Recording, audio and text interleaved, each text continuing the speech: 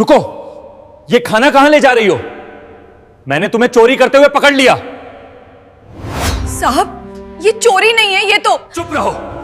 Police को बुलाने से पहले सच सच बताओ, क्या तुम मेरी दौलत के पीछे पड़ी हो?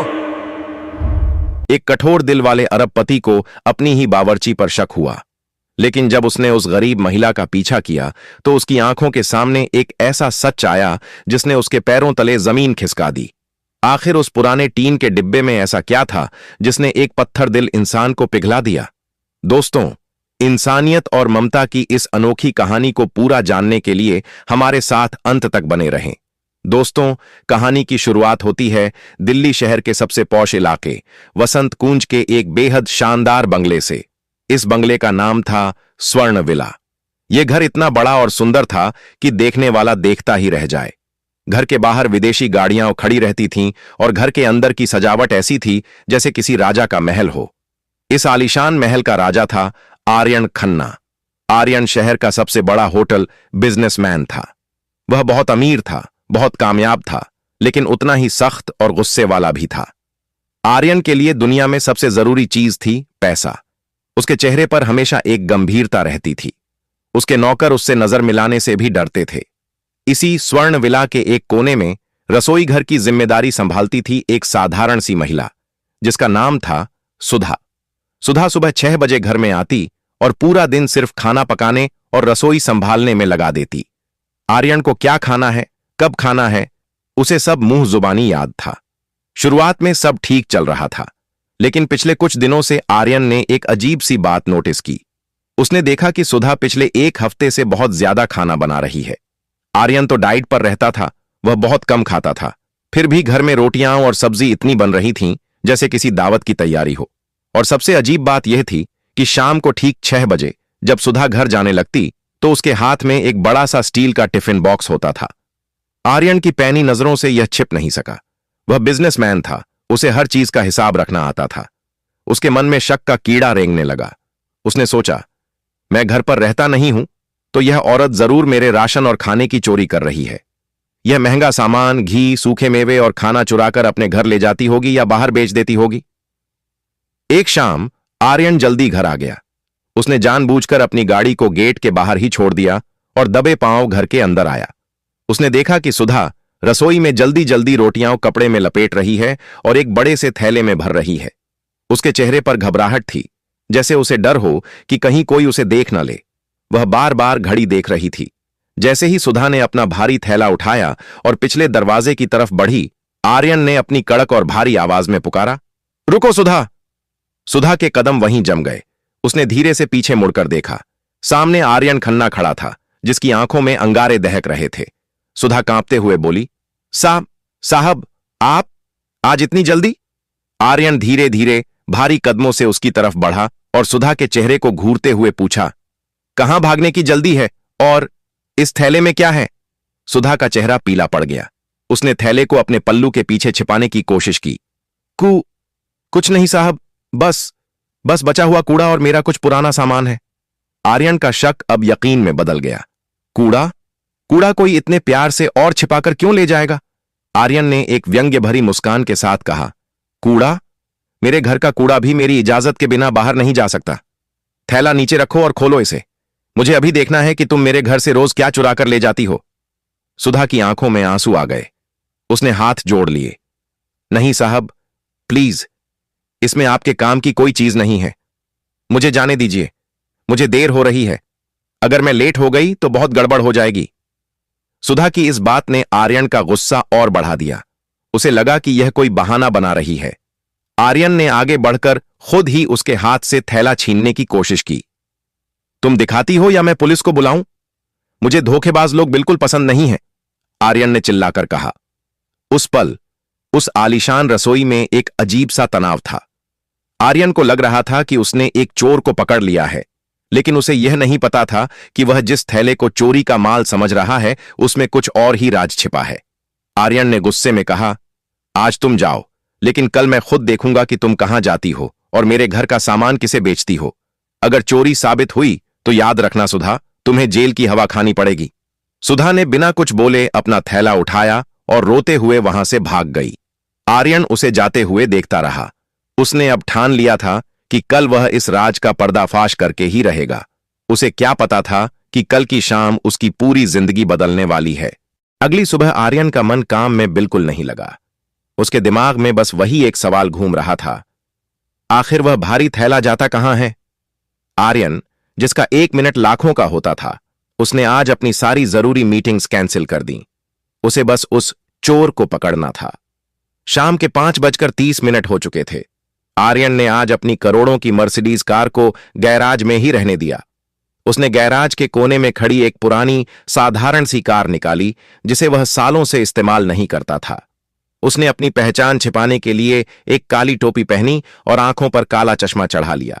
वह स्वर्ण विला के गेट से थोड़ी दूर एक पेड़ की छांव में अपनी कार खड़ी करके शिकारी की तरह शिकार का इंतजार करने लगा। समय बीतता जा रहा था। ठीक 6 बजे बंगले का छोटा गेट खुला। वहां से सुधा बाहर निकली। आज भी उसके हाथ में वही बड़ा सा भारी थैला था और आज तो उसके कंधे पर एक और कपड़े की पोटली लटकी हुई थी। वह झुककर चल रही थी, जिससे पता चल रहा था कि सामान कितना भारी है। आर्यन ने अपनी गाड़ी स्टार्ट की और बहुत धीमी रफ्तार में बिना शोर किए उसका पीछा करने लगा। सुधा ने कोई ऑटो या रिक्शा नहीं लिया। वह पैदल ही चलती जा रही थी। धूप अभी पूरी तरह ढली नहीं थी और पसीने से सुधा का पूरा चेहरा भीग चुका था। आर्यन अपनी ऐसी कार में बैठा बैठा सोच रहा था, जरूर यह पास की किसी दुकान पर या किसी ढाबे वाले को मेरा महंगा राशन बेचने जा रही है। आज मैं इसे पुलिस के हवाले करके ही दम लूंगा। चलते चलते सुधा शहर के उस इलाके में पहुंच गई जहां आर्यन जैसे लोग कभी गलती से भी नहीं जाते थे। बड़ी बड़ी इमारतों और साफ सड़कों का नजारा पीछे छूट गया था। अब चारों तरफ गंदगी थी, तंग गलियां थीं और शोर शराबा था। यह दिल्ली का एक झुग्गी झोपड़ी वाला इलाका था। आर्यन की नाक सिकुड़ उठी। उसने सोचा, यह औरत यहां रहती है इतने गंदे इलाके में। तभी सुधा एक बड़े से नाले के ऊपर बने पुराने पुल के नीचे की ओर मुड़ गई। वह जगह बहुत सुनसान लग रही थी। आर्यन ने अपनी गाड़ी थोड़ी दूर रोकी और दबे पांव छिपते छिपाते सुधा के पीछे गया। आर्यन एक खंभे के पीछे छिप गया जहां से उसे सब कुछ साफ दिखाई दे रहा था। उसने जो सोचा था वह नजारा बिल्कुल अलग था। उसे लगा था कि वहां कोई खरीदार खड़ा होगा जो सुधा से सामान लेगा और पैसे देगा, लेकिन वहां का नजारा देखकर आर्यन के पैरों तले जमीन खिसक गई। पुल के नीचे टूटी फूटी टाट पट्टियों पर 10-12 छोटे छोटे बच्चे बैठे थे और वे बेहद कमजोर लग रहे थे। उनके साथ कुछ बहुत ही बूढ़े और बीमार बुजुर्ग भी लेटे हुए थे। जैसे ही उन बच्चों ने सुधा को आते देखा, उनकी बेजान आंखों में जैसे जान आ गई। वे बच्चे मां मां चिल्लाते हुए सुधा की तरफ दौड़े। सुधा, जो अब तक थक कर चूर लग रही थी, उन बच्चों को देखते ही खिल उठी। उसने अपना भारी थैला जमीन पर रखा। आर्यन देख रहा था कि सुधा के चेहरे की थकान एक पल में गायब हो गई। उसने थैले से वही टिफिन बॉक्स निकाले जो वह आर्यन के घर से लाई थी। चलो, सब लाइन में बैठ जाओ, सुधा ने प्यार से डांटते हुए कहा। उसने टिफिन खोला। उसमें आर्यन के घर की बची हुई रोटियां, थोड़ी सी दाल और कुछ फल थे।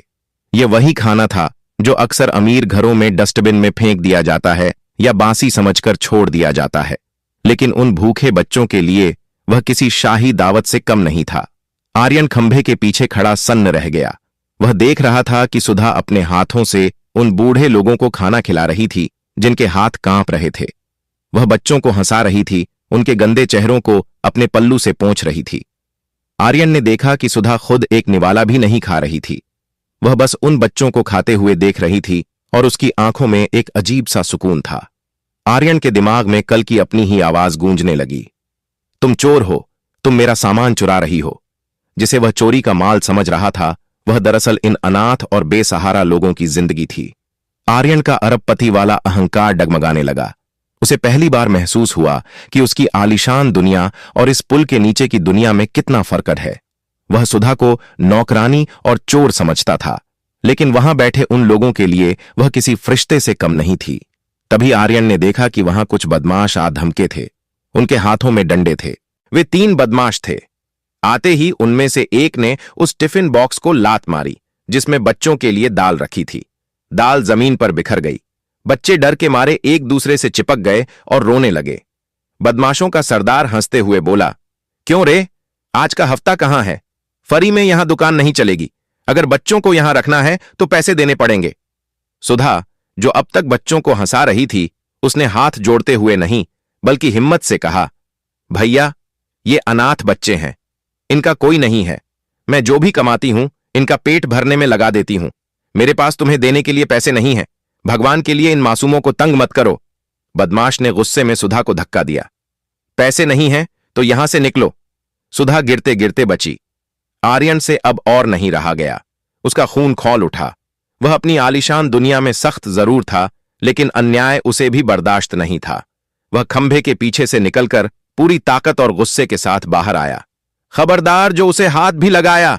आर्यन की आवाज किसी बादलों की गर्जना जैसी थी। सन्नाटा छा गया। उन बदमाशों ने जब आर्यन को देखा, उसका महंगा काला चश्मा, उसके रौबदार कपड़े और उसके चेहरे का गुस्सा, तो उनकी सिट्टी पिट्टी गुम हो गई। वे समझ गए कि यह कोई साधारण आदमी नहीं है, यह कोई बड़ा साहब है। आर्यन ने अपनी जेब से फोन निकाला और कड़क आवाज में कहा, मैं अभी कमिश्नर को फोन लगा रहा हूं। अगर तुम लोग अगले 1 मिनट में यहां से गायब नहीं हुए तो पूरी जिंदगी जेल में सड़ोगे। पुलिस और कमिश्नर का नाम सुनते ही वे गुंडे दुम दबाकर वहां से भाग खड़े हुए। सुधा ने जब आर्यन को देखा तो वह बुरी तरह घबरा गई। उसे लगा कि साहब ने उसे यहां भी पकड़ लिया। उसने जल्दी से अपना पल्लू ठीक किया और सिर झुकाकर खड़ी हो गई। साहब, आप? मुझे माफ कर दीजिए साहब, मैं चोरी नहीं करना चाहती थी। वो बस बचा हुआ खाना था जो कूड़े में जाने वाला था। सुधा की आवाज कांप रही थी। उसकी आंखों से टप टप आंसू गिर रहे थे। आर्यन ने बहुत ही धीमी और नम आवाज में पूछा, सुधा, तुम ये सब क्यों करती हो? तुम खुद दिन भर मेरे घर में काम करती हो, खुद सूखी रोटी खाती हो और मेरे घर का बचा हुआ खाना इन बच्चों के लिए लाती हो। ये बच्चे कौन हैं तुम्हारे? और फिर सुधा ने एक ऐसी कहानी सुनाई जिसने आर्यन के दिल को झकझोर कर रख दिया। सुधा ने कहा, साहब, ये बच्चे मेरे नहीं हैं, लेकिन इनका दर्द मेरा अपना है। 5 साल पहले मेरा भी एक बेटा था, राजू। वह भी बिल्कुल इन बच्चों जैसा प्यारा था। साहब, एक दिन मेरे पास उसे खिलाने के लिए एक दाना भी नहीं था। मैं बीमार थी, काम पर नहीं जा पाई। मेरा राजू भूख से रोता रहा, बिलखता रहा, और मैं बदनसीब मां उसे पानी पिला पिलाकर सुलाती रही। लेकिन अगली सुबह वह कभी नहीं उठा साहब। भूख ने मेरे बच्चे की जान ले ली। सुधा फूट फूट कर रोने लगी। उस दिन मैंने अपने मरे हुए बेटे की कसम खाई थी कि जब तक मैं जिंदा हूं, मेरी नजर के सामने कोई भी बच्चा भूख से नहीं मरेगा। साहब, आप अमीर हैं, आपको शायद नहीं पता कि भूख क्या होती है। भूख एक ऐसी आग है जो इंसान को अंदर से जला देती है। मैं आपके घर से कीमती सामान नहीं चुराती, मैं तो बस वो खाना उठा लाती हूं जिसे आप लोग फेंक देते हैं। आर्यन सुन रहा था। उसके गालों पर कब आंसू बहने लगे उसे पता ही नहीं चला। वह आदमी जो करोड़ों के सौदे करते वक्त पलक नहीं झपकाता था, आज एक नौकरानी के सामने खुद को बहुत छोटा महसूस कर रहा था। उसे अपने सूट बूट और अपनी दौलत पर शर्म आने लगी।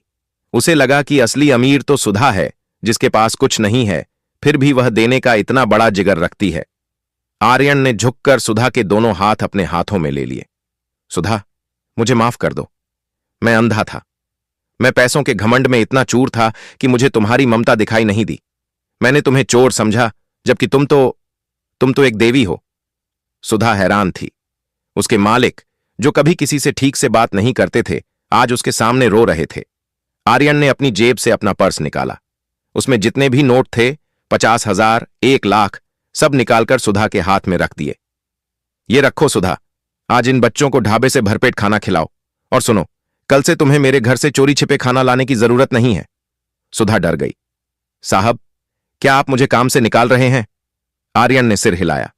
नहीं सुधा, कल से एक नई शुरुआत होगी, लेकिन एक वादा करो, तुम मुझे भी अपने इस नेक काम में शामिल करोगी? सुधा कुछ समझ नहीं पाई, लेकिन उसने हां में सिर हिला दिया। आर्यन उस रात घर तो लौटा, लेकिन वह बदल चुका था। वह रात भर सो नहीं पाया। उसकी आंखों के सामने बार बार उन भूखे बच्चों के चेहरे और सुधा के आंसू आ रहे थे। उसे लग रहा था कि उसका इतना बड़ा बंगला और इतना सारा पैसा बेकार है, अगर वह किसी के काम ना आ सके। अगली सुबह जब सुधा काम पर आई तो वह बहुत डरी हुई थी, लेकिन जैसे ही वह रसोई में घुसी, वह हैरान रह गई। रसोई में घर का मुख्य रसोइया बड़े बड़े बर्तनों में शाही पनीर, दाल मखनी और पुलाव बना रहा था। खुशबू से पूरी रसोई महक रही थी। सुधा ने डरते हुए पूछा, महाराज जी, आज कोई दावत है क्या? इतना सारा खाना क्यों बन रहा है? रसोइया मुस्कुराया और बोला, अरे सुधा, तुझे नहीं पता, साहब ने ऑर्डर दिया है कि आज से रोज सुबह 50 बच्चों का ताजा और पौष्टिक खाना बनेगा, और वह भी सबसे बेस्ट क्वालिटी का। साहब ने कहा है कि यह खाना तुम उन बच्चों के लिए ले जाओगी। अब से बासी खाना बंद। सुधा की आंखों से टप टप आंसू गिरने लगे। उसने मन ही मन आर्यन को भगवान की तरह पूजा। आर्यन ने सिर्फ पैसे नहीं दिए थे, उसने उन बच्चों को इज्जत दी थी। लेकिन असली परीक्षा अभी बाकी थी। 2 दिन बाद रविवार को स्वर्ण विला में एक बहुत बड़ी पार्टी रखी गई। शहर के बड़े बड़े अमीर लोग, नेता और आर्यन के बिजनेस पार्टनर आने वाले थे। घर को फूलों और रोशनी से सजाया गया था। हर तरफ महंगे इत्र की खुशबू थी। विदेशी शराब और तरह तरह के पकवान परोसे जा रहे थे। सुधा को भी आज ज्यादा काम के लिए रोका गया था। उसे मेहमानों को जूस सर्व करने का काम दिया गया था। सुधा ने अपनी सबसे साफ सूती साड़ी पहनी थी, लेकिन उन रेशमी गाउन और महंगे सूट वाले लोगों के बीच वह बिल्कुल अलग और गरीब लग रही थी। पार्टी के बीच में एक बेहद अमीर महिला मिसेज मल्होत्रा अपनी सहेलियों के साथ खड़ी जोर जोर से हंस रही थीं। मिसेज मल्होत्रा बहुत घमंडी थीं। उन्होंने सफेद रंग का लाखों रुपये का गाउन पहना था और गले में हीरे का हार था। सुधा उनके पास जूस की ट्रे लेकर गई। तभी अचानक किसी बच्चे ने दौड़ते हुए सुधा को धक्का मार दिया। सुधा का संतुलन बिगड़ गया। उसके हाथ से अनार के जूस का एक गिलास सीधा मिसेज मल्होत्रा के सफेद गाउन पर जा गिरा। आ, मेरा गाउन! मिसेज मल्होत्रा चिल्लाईं। पूरे हॉल में सन्नाटा छा गया। डीजे का म्यूजिक बंद हो गया। सबकी नजरें उस कोने पर टिक गईं। सफेद गाउन पर लाल दाग ऐसे चमक रहा था जैसे खून हो। मिसेज मल्होत्रा का चेहरा गुस्से से लाल हो गया। उन्होंने आव देखा न ताव सबके सामने सुधा को एक जोर का धक्का दिया। सुधा बेचारी जमीन पर गिर पड़ी और ट्रे के कांच उसके हाथ में चुभ गए। तुम्हारी हिम्मत कैसे हुई? मिसेज मल्होत्रा चीखीं। 2 टके की नौकरानी! तुम्हें पता है यह गाउन कितने का है? तुम्हारी पूरी जिंदगी की कमाई और तुम्हारे खानदान की कमाई भी मिल जाए तो भी तुम इसे नहीं खरीद सकती। अंधी हो क्या? गंवार कहीं की! सुधा हाथ जोड़कर रोने लगी। मेम साहब, गलती हो गई, मुझे माफ कर दीजिए, मेरा पैर फिसल गया था। लेकिन मिसेज मल्होत्रा का गुस्सा शांत नहीं हुआ। उन्होंने सुधा की पुरानी साड़ी की तरफ इशारा किया और हंसते हुए बोली, आर्यन भी पता नहीं कहां कहां से नौकर उठा लाता है। देखो इसे, कैसी गंदी और बदबूदार लग रही है। ऐसे फटेहाल लोग हम जैसे स्टैंडर्ड वाले लोगों के बीच क्या कर रहे हैं? इसे धक्के मारकर बाहर निकालो, वरना मैं अभी पुलिस को बुलाऊंगी। बाकी मेहमान भी दबी जुबान में हंसने लगे। कोई कह रहा था, अरे इन गरीबों को तमीज कहां होती है, तो कोई कह रहा था, पार्टी का मजा खराब कर दिया। सुधा अपमान के बोझ तले जमीन में गड़ी जा रही थी। वह खून बहते हाथ के साथ फर्श को साफ कर रही थी। उसे अपनी गरीबी पर इतनी शर्म आ रही थी कि वह मर जाना चाहती थी। तभी भीड़ को चीरते हुए आर्यन खन्ना आगे आया। सबके चेहरे पर एक मुस्कान आ गई। मिसेज मल्होत्रा ने सोचा कि अब आर्यन आएगा और इस नौकरानी को थप्पड़ मारकर घर से निकाल देगा। आखिर आर्यन खन्ना को अपनी इज्जत और रुतबा सबसे प्यारा था। आर्यन सुधा के पास जाकर रुका। उसने एक बार मिसेज मल्होत्रा को देखा और फिर जमीन पर बैठी सुधा को। आर्यन ने अपना हाथ आगे बढ़ाया।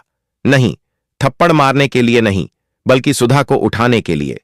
पूरा हॉल हैरान रह गया। आर्यन ने सुधा का हाथ पकड़ा और उसे बड़े सम्मान के साथ खड़ा किया। उसने अपनी जेब से रुमाल निकाला और सुधा के हाथ से बहते खून को पोंछा। फिर आर्यन घूमा। उसकी आंखों में वह आग थी जिसे देखकर मिसेज मल्होत्रा के पसीने छूट गए। आर्यन की आवाज हॉल में गूंजी, मिसेज मल्होत्रा, अपनी जुबान को लगाम दीजिए। मिसेज मल्होत्रा हकलाने लगीं। पर आर्यन, इसने मेरा लाखों का गाउन! भाड़ में गया आपका गाउन! आर्यन चिल्लाया। आपने अभी जिस औरत को गंदी और 2 टके की कहा है, उसका दिल हम सब की दौलत से ज्यादा कीमती है। आप अपने शरीर पर लाखों का कपड़ा पहनती हैं, लेकिन यह औरत अपने हिस्से का खाना बचाकर अनाथ बच्चों का पेट भरती है। आप पार्टी में खाना बर्बाद करती हैं और यह दूसरों की जान बचाती है। आर्यन ने सुधा के कंधे पर हाथ रखा और कहा, मुझे शर्म आती है कि मैंने आप जैसे पत्थर दिल लोगों को अपना दोस्त बनाया। सुधा मेरे घर की नौकरानी नहीं है। आज से सुधा मेरे घर की मालकिन के बराबर है। सबके मुंह खुले के खुले रह गए। मालकिन? आर्यन, ये क्या कह रहा है? आर्यन ने माइक हाथ में लिया और एक ऐसा ऐलान किया जिसने सबके होश उड़ा दिए। आज मैं, आर्यन खन्ना, सबके सामने यह घोषणा करता हूं कि मेरी कंपनी का 50% मुनाफा अब से एक नए फाउंडेशन में जाएगा और उस फाउंडेशन का नाम होगा राजू मेमोरियल फाउंडेशन। और इस फाउंडेशन की चेयरमैन कोई और नहीं बल्कि श्रीमती सुधा होंगी। क्या? एक नौकरानी को चेयरमैन, एक साधारण सी औरत को इतनी बड़ी जिम्मेदारी। मिसेज मल्होत्रा शर्म के मारे पानी पानी हो गईं। जिस औरत को उन्होंने धक्के मारे थे, आज वही औरत इस महफिल की सबसे खास इंसान बन गई थी। अगले कुछ हफ्ते स्वर्ण विला के लिए पूरी तरह बदल गए। जिस घर में पहले सिर्फ पार्टियों की आवाजें आती थीं, अब वहां फाइलों, फोन की घंटियों और समाज सेवा की बातें गूंजने लगी थीं। आर्यन ने अपने घर के एक बड़े हॉल को ऑफिस बना दिया था। सुधा अब रसोइयां नहीं थी, उसे अब झाड़ू पोंछा नहीं करना पड़ता था। वह अब आर्यन के साथ बड़ी बड़ी मेज पर बैठती थी। आर्यन ने उसके लिए शहर के सबसे अच्छे टीचर्स और मैनेजर बुलाए थे, जो उसे समझा रहे थे कि अनाथ बच्चों के लिए स्कूल और हॉस्पिटल कैसे बनाने हैं। सुधा बहुत होशियार थी, उसने बहुत जल्दी सब कुछ सीख लिया। उसकी आंखों में अब डर नहीं, बल्कि एक नया आत्मविश्वास था। लेकिन एक चीज थी जो नहीं बदली थी। सुधा आज भी वही पुरानी घिसी हुई सूती साड़ी पहनती थी। भले ही वह अब चेयरमैन थी, लेकिन उसका पहनावा वही था, फटी हुई चप्पल और सादा पल्लू। एक शाम आर्यन ऑफिस से घर आया। उसके हाथ में कई सारे शॉपिंग बैग थे। उसने सुधा को बुलाया। सुधा, इधर आओ, आर्यन ने मुस्कुराते हुए कहा। सुधा आई। जी साहब। आर्यन ने बैग मेज पर रखे। देखो, मैं तुम्हारे लिए क्या लाया हूं।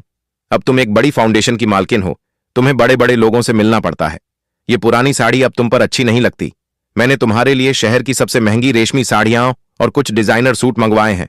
कल मीटिंग में तुम यही पहनोगी। आर्यन को लगा कि सुधा खुश हो जाएगी। आखिर किस औरत को नए कपड़े और गहने पसंद नहीं होते। लेकिन सुधा ने उन चमचमाते कपड़ों को हाथ तक नहीं लगाया। वह चुपचाप खिड़की के पास जाकर खड़ी हो गई और बाहर डूबते सूरज को देखने लगी। आर्यन हैरान था। वह उसके पास गया। क्या हुआ सुधा, तुम्हें रंग पसंद नहीं आए? सुधा की आंखों में एक अजीब सी गहराई थी। उसने धीरे से अपनी पुरानी साड़ी के पल्लू को मुट्ठी में भींचा और बोली, साहब, बुरा मत मानिएगा, लेकिन मैं ये महंगे कपड़े नहीं पहन सकती। पर क्यों? आर्यन ने पूछा। सुधा ने आर्यन की आंखों में देखते हुए कहा, साहब, यह फटी हुई साड़ी मुझे याद दिलाती है कि मैं कौन हूं और कहां से आई हूं। यह मुझे मेरे बेटे राजू की याद दिलाती है। अगर मैं कल रेशम पहन लूंगी तो शायद मुझे मखमल की आदत लग जाएगी, और जिस दिन मुझे मखमल की आदत लग गई, उस दिन मैं उन अनाथ बच्चों का दर्द भूल जाऊंगी जो आज भी फटे कपड़ों में ठंड से ठिठुर रहे हैं। मैं नेता नहीं बनना चाहती साहब, मैं बस उनकी मां बनकर रहना चाहती हूं। सुधा की बात सुनकर आर्यन सन्न रह गया। उसके रोंगटे खड़े हो गए। आर्यन ने आज तक सिर्फ उन महिलाओं को देखा था जो पार्टी में अपनी ड्रेस और ज्वेलरी का दिखावा करती थीं, लेकिन उसके सामने खड़ी यह साधारण सी औरत विचारों के मामले में किसी महारानी से भी बड़ी थी। आर्यन का दिल जोर से धड़कने लगा। यह वह पल था जब आर्यन के दिल में सुधा के लिए इज्जत प्यार में बदलने लगी थी। उसने सुधा का हाथ धीरे से अपने हाथों में लिया। यह पहली बार था जब आर्यन ने सुधा को इस तरह छुआ था। सुधा, आर्यन की आवाज भारी हो गई थी, तुमने मुझे इंसान बनना सिखाया है। मेरी सारी दौलत तुम्हारे इस एक विचार के सामने मिट्टी है। मुझे डर लगता है कि कहीं तुम अपनी इस अच्छाई के साथ मुझसे बहुत दूर न निकल जाओ, जहां मैं तुम्हें छू भी न सकूं। सुधा ने चौंक कर आर्यन को देखा। साहब, आप क्या कह रहे हैं? मैं तो बस आपकी एक छोटी सी कार्यकर्ता हूं। नहीं सुधा, आर्यन ने दृढ़ता से कहा, तुम सिर्फ कार्यकर्ता नहीं हो, तुम मेरी रोशनी हो। तुम्हारे बिना यह स्वर्ण विला फिर से पत्थरों का मकान बन जाएगा। मुझे तुम्हारी 100% आवश्यकता है, जरूरत है। उस रात दोनों ने घंटों बातें की। सुधा ने अपने बचपन की, अपने गांव की और अपने बेटे राजू की बातें बताईं। आर्यन बस उसे सुनता रहा। उसे ऐसा लग रहा था जैसे उसे जिंदगी का असली मकसद मिल गया हो। आर्यन ने फैसला कर लिया था। उसे अब अपनी जिंदगी का सबसे बड़ा फैसला लेना था। वह नहीं चाहता था कि सुधा सिर्फ एक चेयरमैन बनकर रहे। वह उसे अपनी जिंदगी का हिस्सा बनाना चाहता था। समय का पहिया घूमा और देखते ही देखते 1 साल बीत गया। आज दिल्ली के सबसे बड़े ऑडिटोरियम में राष्ट्रीय सेवा सम्मान समारोह था। हॉल खचाखच भरा हुआ था। सबसे आगे वाली पंक्ति में आर्यन खन्ना बैठा था, लेकिन आज वह अकेला नहीं था। उसके बगल में वे सारे बच्चे बैठे थे जो कभी पुल के नीचे भीख मांगते थे। आज उन बच्चों ने साफ सुथरे स्कूल यूनिफॉर्म पहने थे और उनके चेहरों पर चमक थी। तभी माइक पर नाम गूंजा, श्रीमती सुधा देवी। पूरा हॉल तालियों की गड़गड़ाहट से गूंज उठा। सुधा मंच पर आई। सुधा ने माइक संभाला। उसकी आंखों में आंसू थे। उसने कांपती आवाज में कहा, जब मैं छोटी थी मुझे लगता था कि अमीर लोग पत्थर के होते हैं और हम गरीब सिर्फ उनकी सेवा के लिए बने हैं। लेकिन आर्यन साहब ने मुझे मेरा खोया हुआ वजूद वापस दिया। उन्होंने मुझे सिखाया कि एक झाड़ू पकड़ने वाला हाथ भी दुनिया बदल सकता है। यह अवार्ड मेरा नहीं है, यह उन हजारों आर्यन का है जो गरीबों की मदद करते हैं। सुधा की बात सुनकर सबकी आंखें नम हो गईं। तभी आर्यन अपनी सीट से उठा और धीरे धीरे मंच की सीढ़ियां चढ़कर सुधा के पास गया। आर्यन ने सबके सामने बहुत ही संजीदगी से कहा, सुधा ने कहा कि मैंने इसे वजूद दिया, लेकिन सच तो यह है कि सुधा ने मुझे इंसान बनाया है। मेरे पास दौलत थी, घर था, गाड़ियां थीं, लेकिन मैं अंदर से खाली था। सुधा ने मेरे इस खालीपन को एक मकसद से भर दिया। फिर आर्यन ने वह किया जिसकी किसी ने उम्मीद नहीं की थी। उसने सबके सामने हजारों कैमरों और लोगों के बीच सुधा का हाथ अपने हाथों में ले लिया। सुधा, आर्यन ने प्यार से कहा, तुमने हजारों अनाथ बच्चों को मां का प्यार दिया है, तुमने मेरे फाउंडेशन को संभाला है, लेकिन आज मैं तुमसे कुछ और मांगना चाहता हूं। मैं अब इस मिशन को और अपनी जिंदगी को तुम्हारे बिना आगे नहीं ले जाना चाहता। क्या तुम सिर्फ राजू मेमोरियल फाउंडेशन की ही नहीं, बल्कि इस आर्यन खन्ना की जीवन संगिनी बनोगी? क्या तुम मुझसे शादी करोगी? सुधा सन्न रह गई। उसकी आंखों से आंसुओं की धारा बह निकली। उसने कभी सपने में भी नहीं सोचा था कि एक अरबपति मालिक अपनी ही रसोइया के सामने शादी का प्रस्ताव रखेगा। यह सिर्फ दो लोगों का मिलन नहीं था, यह अमीरी और गरीबी के बीच की दीवार का गिरना था। सुधा ने रोते हुए धीरे से सिर हिलाया और हां कह दिया। पूरा हॉल खड़े होकर तालियां बजाने लगा। दोस्तों, आपको आर्यन और सुधा की यह अनोखी प्रेम कहानी कैसी लगी? क्या आपको भी लगता है कि इंसानियत सबसे बड़ा धर्म है? अपनी राय हमें कमेंट में जरूर बताइए।